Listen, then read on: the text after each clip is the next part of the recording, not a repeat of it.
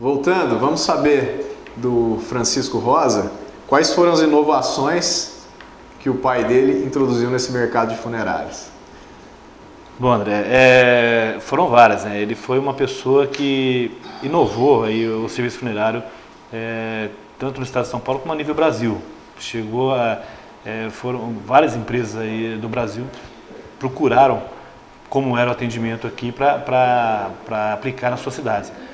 Mas ele teve aí alguns pontos fortes. Na época usava-se só carros pretos, veraneio, Pilocombi, e ele criou uma frota em Ribeirão de caravana. Na época a caravana era o carro daquele momento, né? Na cor azul. Na cor azul. Então ele criou esse tipo de mudança para o serviço funerário. Isso quebrou um pouco aquela situação de que ficava aquele ambiente todo, né, fúnebre mesmo, direto, né? E criou atendimento diferenciado, algumas coisas que ele inovou, o próprio plano funerário, o mútuo funerário, que ele desenvolveu na época, foi uma grande inovação para o setor. Quer dizer, ele foi o primeiro plano? Foi um dos primeiros, foi junto aí com Campinas e Bebedouro.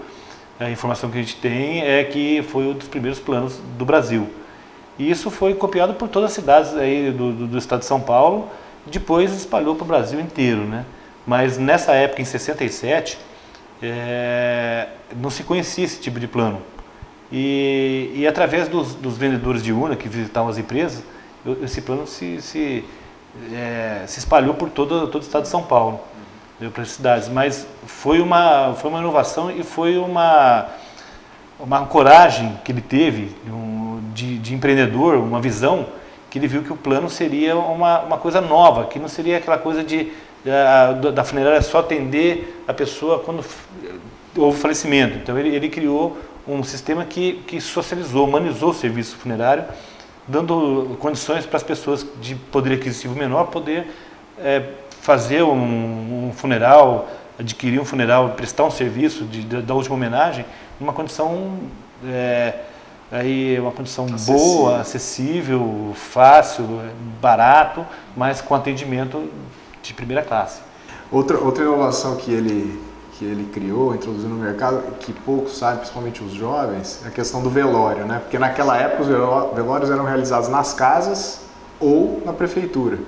Eram em residências, a maioria em residências, e as cidades construíam os velórios municipais. Como existe aqui na região de Ribeirão, várias cidades têm o velório municipal porque as empresas privadas não tinham condições, e hoje ainda em cidades pequenas não tem condições de fazer um investimento para construir um velório. E o Velório da Saudade, ele foi pioneiro, né, nessa parte. Em 74, meu pai inaugurou o velório, um velório com várias salas de velório, com lanchonete, floricultura, toda essa infraestrutura que não existia isso.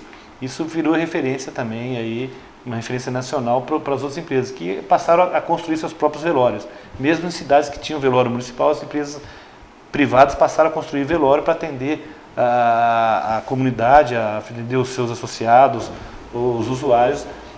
Algo que era um benefício tanto para a empresa funerária quanto para as famílias. Sim, tanto para a funerária como para a população em geral. No caso de Ribeirão, hoje Ribeirão tem 5 velórios. Vai inaugurar o terceiro velório, o sexto velório agora. Mas Ribeirão nunca precisou, a prefeitura não precisou construir o velório municipal. As empresas privadas construíram seus velórios e as empresas de Ribeirão que prestam o serviço funerário, elas já utilizam seus próprios velórios ou compartilham com outras empresas. Inclusive com serviços como lanchonete, né, música ambiente, coisas que seu pai agregou. O velório em 74, ele colocou o velório, naquela época era uma coisa muito nova, né? E ele colocou o velório com lanchonete, música ambiente e tal. Foi criticado na rádio, algumas gozações surgiram, mas ele não se intimidou por isso não, ele continuou fazendo isso. Hoje a gente usa uma outra condição, inovamos um pouco mais. A gente contrata músicos, tá? Alguns da Orquestra Sinfônica de Ribeirão, tocam violino, violoncelo ou mesmo teclado, que vão no velório na saída do sepultamento e tocam lá Ave Maria ou alguma música sacra para acompanhar ali naquele momento. Isso faz com que a pessoa coloque para fora o sentimento, porque tem muita gente que não consegue chorar naquele momento, fica segurando. E a música faz com que a pessoa sensibilize e deixa a lágrima escorrer, que é bom para aliviar o coração, naquele conforto. Sem dúvida.